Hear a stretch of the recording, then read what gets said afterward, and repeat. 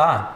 Dando continuidade sobre múltiplos e divisores, nesse vídeo orientaremos você a aprender o que são números primos e números compostos. Ao longo do capítulo vimos que existem números que apresentam muitos divisores, assim como outros números que apresentam poucos divisores e também aqueles com apenas 2 divisores ou menos. Caso você tenha dúvidas sobre o que é o divisor de um número, releia as informações que estão na página 43 e 44 do livro. Em seguida, tente resolver as questões relativas aos números primos e compostos que estão na página 49 e 50. É importante que você compreenda as características de números primos para poder diferenciá-los de números compostos. Os números naturais, que apresentam apenas 2 divisores distintos, o 1 e ele mesmo, são chamados de números primos. E os números naturais que têm mais de 2 divisores são os números compostos. O número 1, ele não é nem primo nem composto. Ele não é um número primo, pois ele tem apenas um divisor, ele mesmo. Mas e o número 0? Como é que fica? Sabemos que todo número natural maior do que 1 ou é um número primo ou é um número composto, ou seja, aquele que pode ser escrito como produto de 2 ou mais números primos. Bom, o 0 não é primo, pois mesmo sendo divisível por 1, você pode fazer 0 dividido por 1, então ele é divisível por 1. Ele não é divisível por ele mesmo, você não pode fazer a divisão 0 por 0. E o 0 também não é composto, pois embora seja divisível por qualquer número natural maior ou igual do que 1, o 0 não é divisível por ele mesmo. Agora, resolva as atividades propostas na página 51.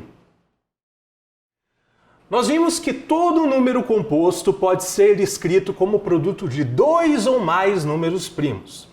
A decomposição em fatores primos está detalhada na página 52. Muito bem, na página 52, nós temos um exemplo de 2 métodos de fatoração.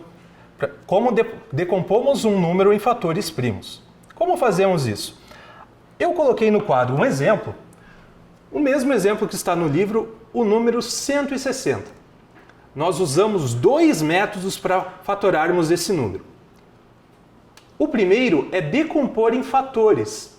Nós sabemos que o 160 não é um número primo, ele é um número composto. Se ele é um número composto, ele é um produto de 2 números. Podemos pensar quais são esses 2 números. Bom, 160 pode ser escrito como 16 vezes 10. Isso é verdade, 16 vezes 10 é igual a 160. Mas repare que 16 e 10 também são números compostos. Ou seja, eu também posso fatorá-los. Então eu uso a mesma ideia. Eu procuro fatores que multiplicados dão 16 e fatores que multiplicados dão 10. Não precisam ser necessariamente números primos. Nós precisamos encontrar pelo menos 2 deles. 16 pode ser escrito como 4 vezes 4. E 10 pode ser escrito como 2 vezes 5. Mas ainda não decompomos ele em fatores primos. Repare, 2 é um número primo, 5 é um número primo, porém 4 não é um número primo. Ele é um produto de 2 fatores e esses fatores são primos. O número 4 pode ser escrito como produto de 2 vezes 2. Esse fator 4 pode ser escrito como o produto de 2 vezes 2. E repetimos os fatores primos, 2 vezes 5. Então, podemos dizer que 160 é o produto de 2 vezes 2, vezes 2, vezes 2, vezes 2, vezes 5. Muito bem, o segundo exemplo, que é o processo das divisões sucessivas. Como é que ele funciona? Eu vou fazer junto com você. Pegamos o número 160... fazemos uma barra vertical e agora nós iremos fazer as divisões desse número apenas por números primos. Vamos começar dividindo 160 pelo menor número primo pelo qual ele é divisível. Então, o menor número primo é 2. E 160 é divisível por 2. Então, podemos fazer essa divisão. 160 dividido por 2 tem resultado 80. Agora, repetimos essa divisão novamente, pelo menor número primo pelo qual ele é divisível. 80 ainda pode ser dividido por 2. 80 dividido por 2 é 40. E assim vamos continuando essas divisões. Vamos ver até onde ela vai chegar. 40 consigo dividir por 2 também. Resultado, 20. 20 é divisível por 2. Resultado, 10. 10 é divisível por 2.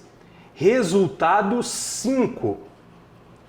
Repare que agora não posso colocar mais o fator 2. Por quê? Porque 5 não é divisível por 2. Nós temos que pegar o próximo número primo por qual ele é divisível. O próximo número primo após o 2 é o 3, mas 5 também não é divisível por 3. Então, qual usamos? O 5. Pois o 5 é um número primo, ele só pode ser divisível por ele mesmo, não é verdade? Fazemos a divisão 5 dividido por 5 e chegamos em 1. Quando chegamos em 1, nós encerramos o nosso processo de divisão. E qual será a forma fatorada de 160? Nós simplesmente escrevemos o 160 como o produto de todos esses fatores aqui, lendo de cima para baixo. 160 é 2, vezes 2, vezes 2, vezes 2, vezes 2, vezes 5, que é o mesmo resultado que vimos anteriormente no primeiro método. Então, são dois métodos que podem te auxiliar a fatorar um número em seus fatores primos. Agora, observe as decomposições feitas e resolva as questões da seção Atividades da página 52. Depois, retorne ao vídeo.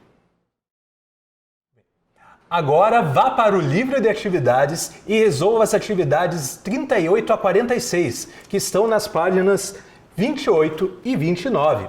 Depois, retorne ao vídeo.